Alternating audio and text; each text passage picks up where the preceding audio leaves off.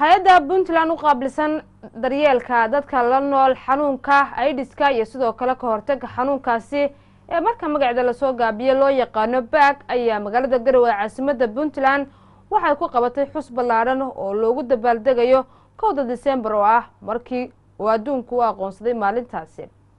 Wariyaheena Maxamed Saciid Qoslaaye ayaa warbixin nooga diyaariyay.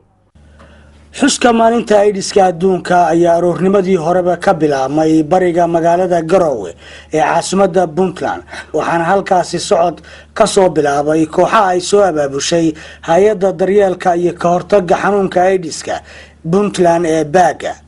ugu dambeyntii kooxahaasi waxay soo gaareen jaamacadda BSU oo ahayd goobtii ay ka dhacaysay munaasabadda xuska.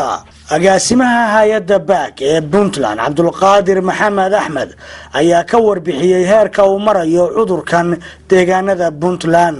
2017 oo hadeer aan dhammaan waxa la baaray 12,015 qof, waxa dumar ahaa 6,386, waxa rag ahaa 5,629, waxa cudurka laga helay 320 qof.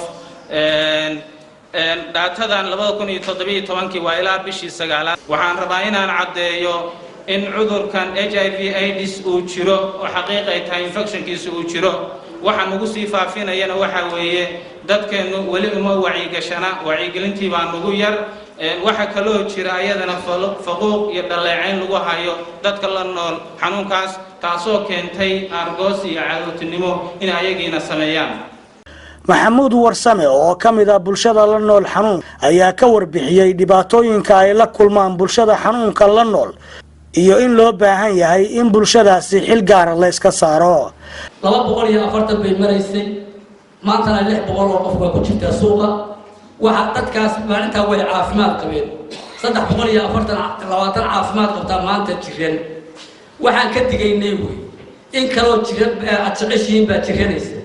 haddaad rabtaan xanuunku inuu istaago aad rabtaan inaad wax ka qabataan dadka xanuunka qaba wax u qabto si dadku u soo baxo loo aqoonsado. agaasimaha guud ee dhalinyarada iyo ciyaaraha ee Puntland Axmed Cabdalla Tigana ayaa sheegay in barnaamijkan uu u baahan yahay wacyigelin badan ka wasaarad ahaan ay qaadan doonaan doorkooda. barnaamijkan wuxuu u baahan yahay wacyigelin badan buu u baahan yahay wuxuu u baahan yahay bulshada in looga baahiyo meediyaha iyo meelaha muhiimka ah wasaarad ahaan annaga waxaanu maarka qayb weyn ka qaadanaynaa barnaamijkan sidii dhalinyarada looga wacyigelin lahaa wax looga qaban lahaa. waxaan kaloo soo jeedin lahaa in qof kasta oo Puntland jooga uu isbaaro. xildhibaan Cismaan Diiriye Kulane oo ah gudoomiyaha guddiga arrimaha bulshada ee golaha wakiilada ee Puntland oo soo xiray kulankan ayaa sheegay in bulshada la nool cudurkan AIDS-ka ay u baahan yihiin daryeel.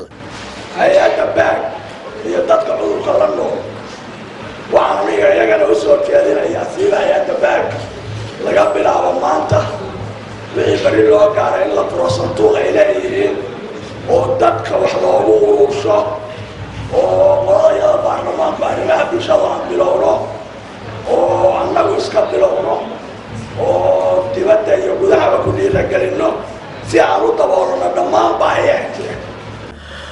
kooxaha baaritaanka cudurkan oo goobta ku sugnaa ayaa bilaabay baaritaanka dadkii munaasabadda ka soo qayb galay oo daneynayay ogaanshaha caafimaadkooda ee cudurkan la xiriira. goobaha ay bulshadu ku kulanto sida masaajidada, iskuulada iyo jaamacadaha ayaa laga bilaabay wacyigelin la xiriirta aafada cudurkan iyo siyaabaha looga hortagi karo. halka sanadkan xuska maalinta adduunka AIDS-ka halku dhagiisu ahaa caafimaadku waa xuquuq sugan. Maxamed Saciid Qoslaaye, Puntland TV, Garowe.